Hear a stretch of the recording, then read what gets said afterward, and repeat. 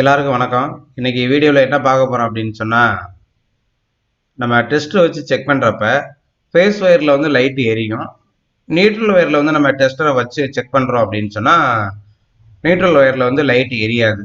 அது ஏன் அப்படின்னு சொல்லிட்டு முன்னாடியே நம்ம சப்ஸ்கிரைபர் கேட்டிருந்தாங்க. நான் ஒரு வீடியோ அப்லோட் பண்ணியிருந்தேன். அது பார்த்தோம் அப்படின்னா, அது போக இன்னும் நிறைய கொஸ்டின் வந்து வாட்ஸ்அப்ல கேட்டுட்டே இருந்தாங்க பர்சனலா.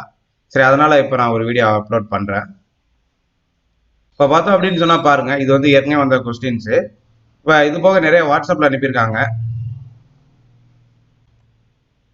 இப்போ பார்த்தோம் அப்படின்னு சொன்னால் நான் வந்து இதுக்கு முன்னாடி ஒரு வீடியோ அப்லோட் பண்ணியிருந்தேன். அதாவது நம்ம நியூட்ரல் அப்படின்றது எங்கேருந்து வருது அப்படின்னு சொல்கிற ஒரு வீடியோ அப்லோட் பண்ணியிருந்தேன். இதுதான் அதோட தம்ப்நெயில். அந்த வீடியோ பார்த்தீங்க அப்படின்னு சொன்னால் நியூட்ரல் எங்கேருந்து வருது அப்படின்னு சொல்கிறது கொஞ்சம் ஈஸியாக புரியும். அது பார்த்துட்டு வந்தீங்க அப்படின்னு சொன்னால் உங்களுக்கு இந்த வீடியோ கொஞ்சம் ஈஸியாக அண்டர்ஸ்டாண்ட் ஆகிக்கலாம். சரி, இப்போ பார்த்தோம் அப்படின்னு சொன்னால் பாருங்கள், நம்ம நியூட்ரல் வயர்ல ஏன் டெஸ்டர் எரியலை அப்படின்னு சொல்லி நம்ம பார்த்துடலாம்.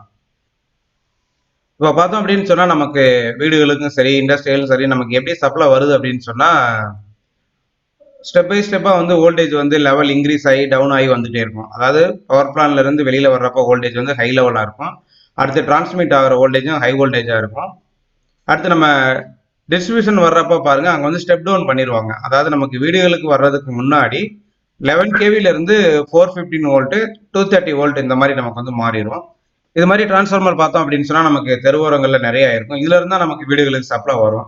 சரி, எப்படி வருது பார்த்தோம் அப்படின்னு சொன்னா பாருங்க, இதுல வந்து நமக்கு ஃபர்ஸ்ட்ல பாருங்க, இந்த 3 வந்து அப்படின்னு சொல்லி பார்த்தோம் அப்படின்னா ஆர்ஒய்பி அப்படின்னு சொல்றது ஹெச்வி சைடு வந்து இன்புட் வோல்டேஜ். இன்புட் வந்து இதுல வந்து நம்ம கனெக்ட் பண்றோம். அடுத்து நம்ம பார்த்தோம்னா எல்வி சைடு பாருங்க 4 இருக்கு.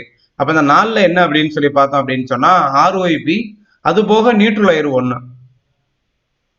இதுல பாத்தீங்கன்னா உங்களுக்கு தெரியும், அதாவது 4 வயர் வந்து பிளாக் இருக்கு, அதாவது ஆர்ஒய்பி நியூட்ரல், அது கூட எக்ஸ்ட்ரா ஒரு வயர் வருது பாருங்க.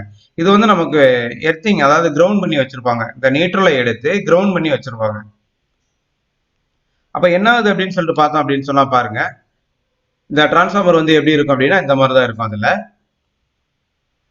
இப்ப இந்த நியூட்ரல் எடுத்து கிரவுண்ட் பண்ணிட்டாங்க அப்படின்னு சொல்லி பாக்குறப்ப நமக்கு வந்து நியூட்ரலுக்கும் எர்த்துக்கும் உள்ள வோல்டேஜ் டிஃபரன்ஸ் அப்படின்னு சொல்றது வந்து நமக்கு வோல்டேஜ் டிஃபரன்ஸே இல்லாம போயிடும். அப்போ வந்து ஒரு கரண்ட் ஃப்ளோ இருக்கணும் ஒரு இடத்துல அப்படின்னு சொன்னா நமக்கு வந்து வோல்டேஜ் டிஃபரன்ஸ் இருக்கணும்.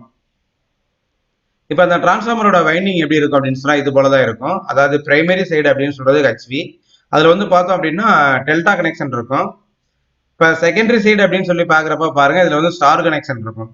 நமக்கு வந்து ஸ்டார் கனெக்ஷன் இருந்தா மட்டும்தான் அதுல வந்து நமக்கு நியூட்ரல் பாயிண்ட் கிடைக்கும். அதை எடுத்தா நம்ம வந்து கிரவுண்ட் பண்ண முடியும்.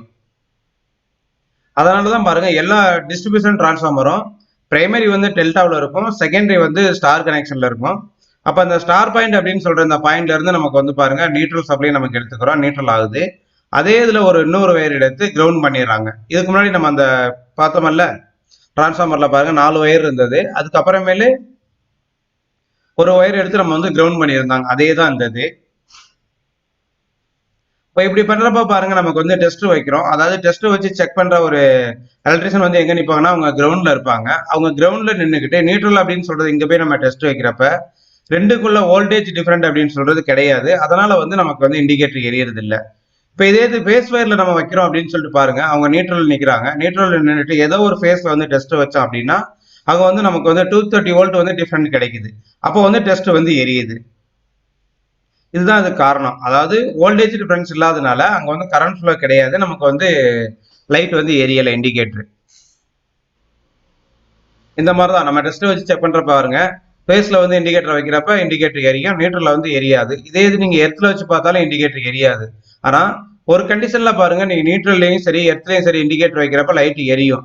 அது என்ன காரணம் அப்படின்னு சொன்னா, நியூட்ரல் வயர் வந்து கட் ஆகிருந்து ஃபேஸ் வயர் போய் லோடு வழியே போய் ரிட்டர்ன் ஆகி நியூட்ரலுக்கு வந்து சப்ளை வரும். இது வந்து நான் ஒரு வீடியோ ஆல்ரெடி அப்லோட் பண்ணியிருக்கேன். அதாவது ஏன் நியூட்ரல் வயர்ல இண்டிகேட்டர் எரியுது அப்படின்னு சொல்லிட்டு நீங்க அந்த வீடியோ பார்த்தீங்க அப்படின்னா இந்த டவுட் வந்து கிளியர் ஆயிடும். இந்த வீடியோ உங்களுக்கு பிடிச்சிருக்கும்னு நினைக்கிறேன். பிடிச்சிருந்தது அப்படின்னு சொன்னா உங்க ஃப்ரெண்ட்ஸுக்கும் ஷேர் பண்ணுங்க. இதுல ஏதாவது உங்களுக்கு டவுட் இருக்கு அப்படின்னு சொன்னா கீழே கமெண்ட் பண்ணுங்க, நான் கண்டிப்பா எக்ஸ்பிளைன் பண்றேன். நம்ம அடுத்த ஒரு வீடியோவில் சந்திக்கலாம். நன்றி, வணக்கம்.